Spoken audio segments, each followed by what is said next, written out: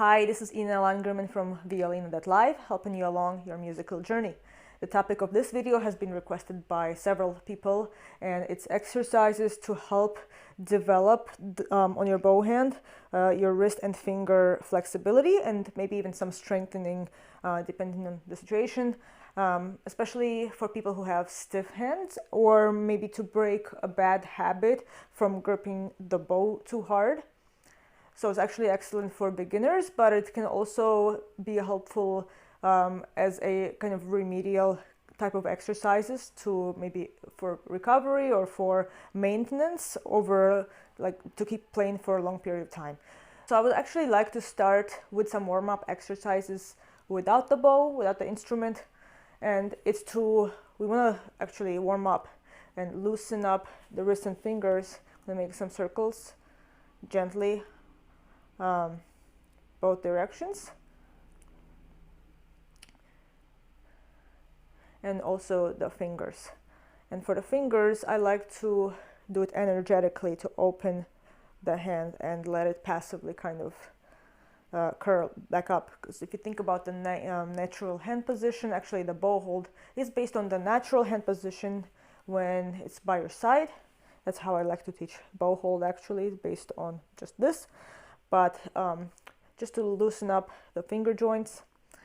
Also, one thing to note, whenever working on flexibility of anything on the body, depending on the situation, many cases it's helpful to first work on strengthening, because working only on flexibility can actually, in some cases, result in unexpected injury. So I do recommend to strengthen first, just as a warm-up.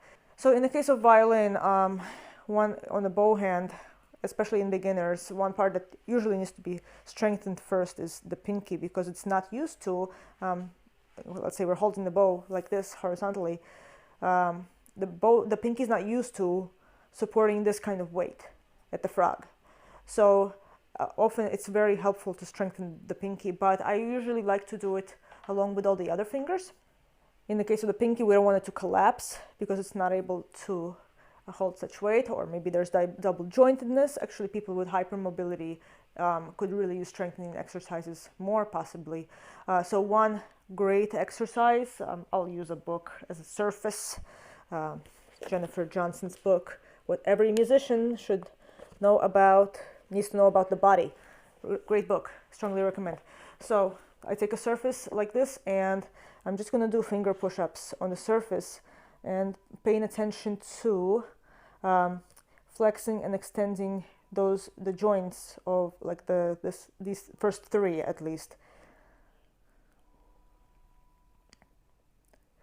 So notice when I do this, all 5 fingers participate. That's very important. Now for the wrist, a good strengthening exercise, and actually I'm not a physical therapist of any kind or anything like that, but this is something I've been told sometimes helps people with arthritis. I don't have arthritis, but this is based on anecdotal stuff, and I've seen other physical therapists do this with their patients. So I'm gonna use a lacrosse ball for the video. This is good to do with a dumbbell, maybe just something very light, 1 or 2 pounds. You can use a water bottle. You can either support the arm with your other hand, or you can rest it on an inclined surface if you have something like that, so it rests against something. And so for the wrist, we'll do 3 different things. So the first is up and down like this. Do it maybe 10 times and rest. Then what you're gonna do is hold it like this. So this is ulnar deviation.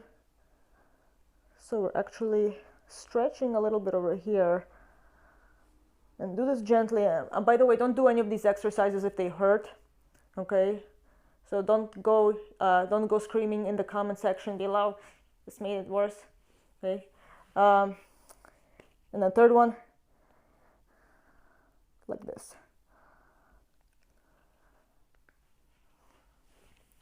When we're talking about playing the violin and being more flexible here, of course, playing the violin there has to be a balance between flexibility and stability, which is part of why I usually combine strengthening and exercises with flexibility exercises.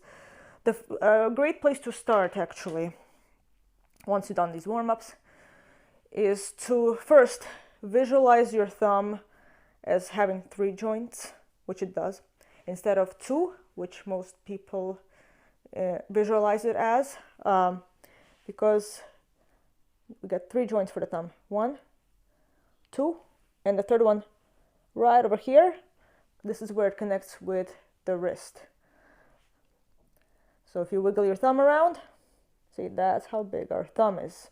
So that's the first thing. So when we play with the bow, I'm just gonna do it like this. I'll hook my thumb underneath like this. And I'm just gonna actually, I want you to pay attention to what it looks like. I'll turn around this way so you can see better maybe.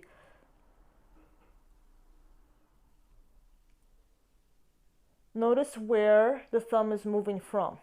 So if I visualize the thumb for its true length, and the thumb kind of moves around as we play a little bit, was when we change bow directions, it would be moving around like this. The reason people lack flexibility here is they see the thumb as ending here. And if we imagine the thumb ends here, it's actually very hard to move from that joint. See, this is as far as I can move if I'm moving from that joint. But we need to be moving from that joint here, the one with next to the wrist. So if I kind of just move it back and forth like this, you can see from here. I don't know if it's a weird angle to do it to the camera, but you can see it moves from here. Now, if I put my other fingers on the bow,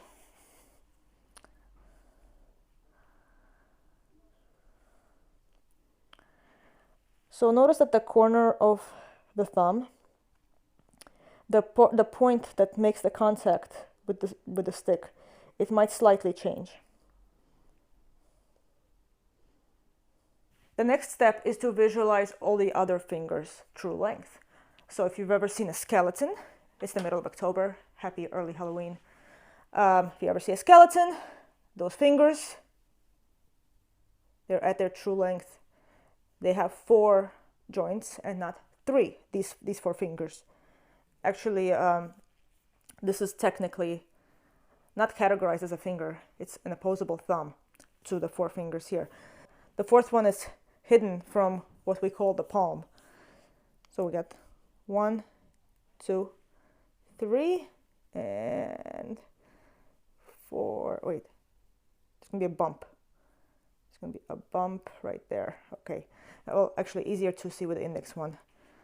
So that's the 3rd one. 1, 2, 3, and if you trace it with your finger, there's the bump. That's the 4th joint, the one that meets the wrist. That's where the wrist begins, actually.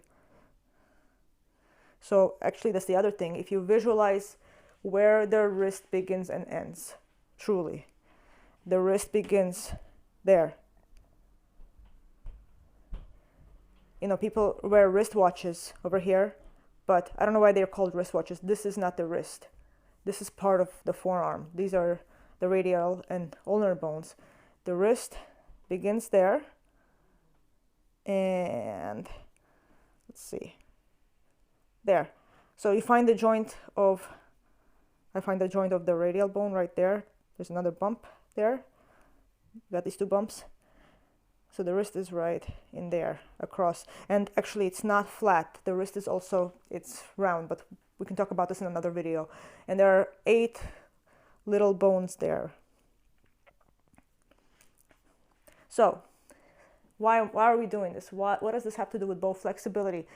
You want to visualize, just like we did with the thumb, you want to visualize flexing from that base joint. We'll call it the 1st joint of the finger. Actually, we should be counting from here up. 1, 2, 3, 4. I was counting it backwards. So if you feel that the finger is moving from here up and down, we'll do it up and down, and also side to side. Actually, this is a good one. So I'm going to put my finger right on that base joint with the index finger because that's easier to find. And I'm gonna imagine, like, I'm gonna go like this, side to side with the wrist, with the hand actually, we'll say with the hand. This is where the motion is coming from. Okay, the wrist starts right around there too. So I'm also gonna go this way. So for many people, just kind of visualizing that already helps to loosen up the bow hand, and creates freedom and ease in playing, just simply knowing that and feeling it. So now having this knowledge, you can practice, well, again, with a smooth surface. Brush your hand like a paintbrush. And you can do this with the bow stick, just going up and down the bow stick like a paintbrush, where your fingers are the fingertips, they're kind of like bristles of a paintbrush. And then you can make the motion smaller, and we are here. Actually, another fun way to practice this, you can do this in water against resistance. Because when we play violin, when the bow hair meets the string, there's going to be some resistance.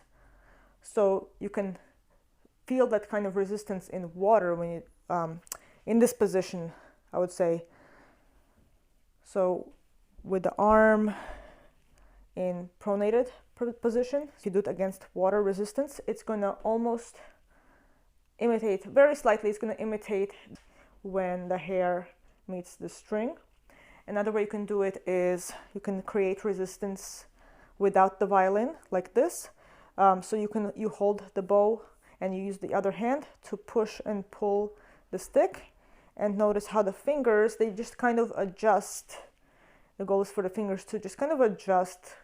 I'm not doing that on purpose. I just let my arm be, just kind of rest like this. I said in the beginning of the video, I like to teach the bow hold as your natural state of your arm when it's hanging by your side. And you simply go like this, and then you can just angle the stick so the pinky's on top and put that somewhere across from the middle finger. And just all 5 fingers, they're just kind of in their natural state. And anything I do with the stick here, the fingers just kind of respond to that.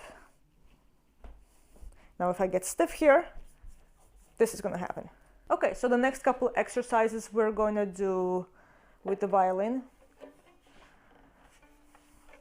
So I'm going to hold the bow about an inch above the string, let's say D string, could be anything. And the idea is to lift and place the bow, but only using the fingers. Notice that when I did this exercise, when I pushed the bow that way, my fingers got flatter. So in this exercise with the violin, when I put the bow down, the fingers are going to be flat like this. And when I lift the bow, the fingers curve. And actually this imitates, at the very beginning when I showed you to do this exercise, at the very beginning, we're actually doing the same thing.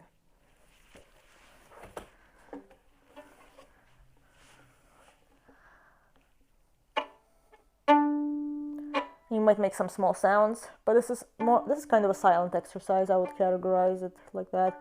Remember, all 5 fingers are working. And the question for you, is this an exercise for flexibility, or is this a strengthening exercise? Think about it. And finally, we're going to take this exercise. We are doing it vertically. We're going to add a horizontal component to it. So I place, and then I'll lift and add a little up bow, horizontal, tiny up bow. And this kind of introduces Colle.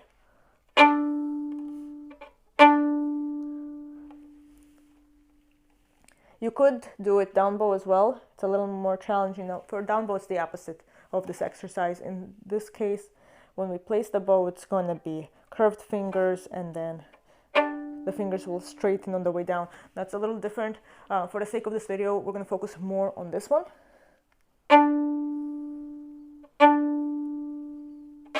And then also we'll try it in different parts of the bow. And notice how different it feels. So at the tip, by the way, my fingers at the tip look very different from the frog. So if I do that exercise here, notice that my fingers are more perpendicular to the bow stick when it's near the frog. It's not entirely, it's still a little bit angled with the pronation. But if we go to the tip, because I had to, I basically, again, going back to the adjustment, like when we did the paintbrush thing, taking that concept and putting the bow at the tip, notice how pronated my arm is, and my fingers are very much angled at, and my pinky wants to come off the stick, and that's totally fine. So the Colle here will be a little bit different. And then you can do it in the middle as well. Another way to practice taking the bow in a natural hand position, and this is what one of my teachers taught me. Take a piece of paper and pick it up with 2 fingers, just 2 fingers. So most efficiently, the middle finger and the thumb versus these 2, most efficient. And whatever that is, that's going to be your bow hold. You just put the bow right in there, so that you don't change this at all. You're just going to go like that, and then just place again, like before, we tilt the stick so the pinky goes where it goes. So putting together what we did in Colle and picking up the bow naturally, putting this all together, the conclusion is that the bow hold, it changes depending on which part of the bow you're playing. So at the frog, again, the fingers are more they're almost perpendicular to the stick. And then if I draw the bow right here already, notice by the time I get to the tip, it kind of looks like a Russian bow hold. So the bow stick actually, at the frog it was kind of like this, and at the tip it's kind of like this. So the stick itself shifts in your hand, and the hand just kind of allows it to happen because the fingers are in their natural state. If you made it this far in the video, I'll give you one more exercise, and this one's going to involve the rest of the arm a little bit more, because we can't talk about the hand and the fingers without thinking about the rest of the arm. It's very important you think more holistically. So this is an exercise from Paul Rowland pedagogy, and this is actually something I borrowing from one of his beginner vibrato exercises, but we can actually use it to teach our bow hand actually also, I think. So we're going to pretend we're holding salt and pepper in our left and right hand, and we're sprinkling it on our food. So the idea is that, notice that the whole arm is kind of participating. By the way, I'm doing both hands at the same time because one hand loves to teach the other hand what to do. So if one is stronger in something than the other, they can help each other. Now, look at what happens right here. Even though the whole arm is kind of moving when we do this motion, notice right here what's going on. If I slow it down in slow motion, this would look like this. The elbow, it comes up as the hand goes down, and vice versa. So if this was a seesaw, this would be a fulcrum right around here. And this actually has a lot to do with hand and wrist flexibility, because if I draw a long bow,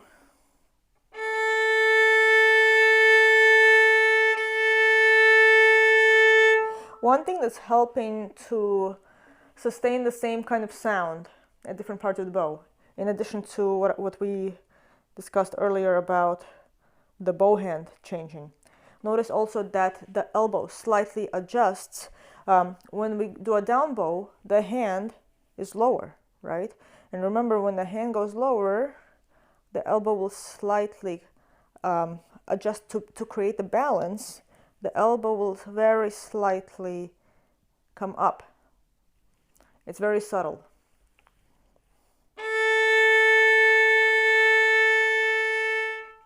and the opposite on the way up. You see? So remember, hand goes down, elbow goes up, and vice versa. And also now, if we think about the shoulder blade, because our arm structure goes all the way to the shoulder blade and also the collarbone. When we do long bows like this, you can also imagine that if you're leading with the larger muscles, the shoulder blade and the upper arm, you can imagine it like a wave. So the wave, you know, if you imagine a wave in the ocean, it starts large and then it becomes smaller as it crashes down to the shore.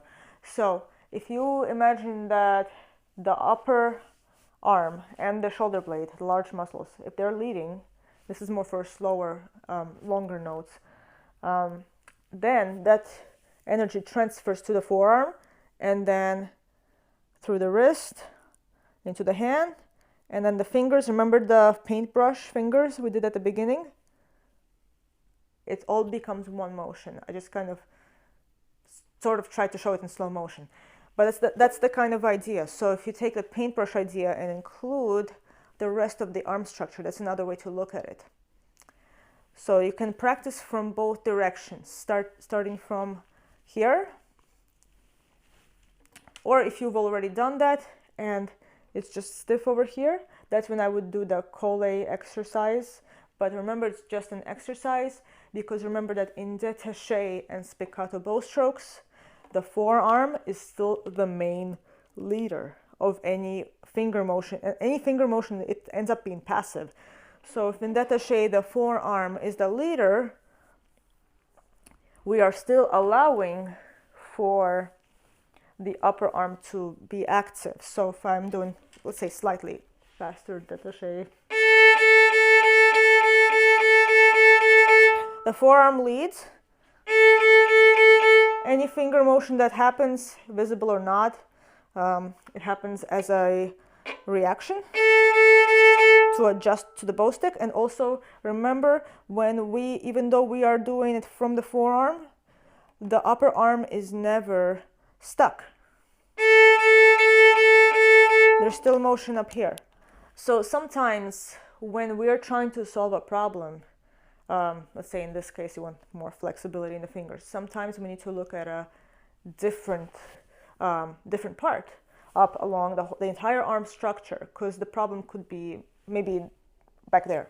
I don't know, it depends on the situation. So sometimes for certain people, just doing those exercises from the beginning might not be enough, and instead going at it from a different angle and kind of putting all of these things together solves the problem. At the end of the day, with violin playing, actually with I think for any instrument, it's a full body activity. Now if I kept going deeper into it, we can get into posture behind all of this. And anyway, I don't want this video to be an hour long, but you see where I'm going with this. Essentially, everything is connected. I hope you got something out of this video. Let me know your biggest takeaway in the comment section below. By the way, I do have a free newsletter, links down in the description below. I mostly share my latest content with you, but on occasion I will share some exclusive information in the newsletters that are not anywhere on YouTube or in my blog. So go check it out. I'm looking forward to hearing from you. Till next time, happy practicing.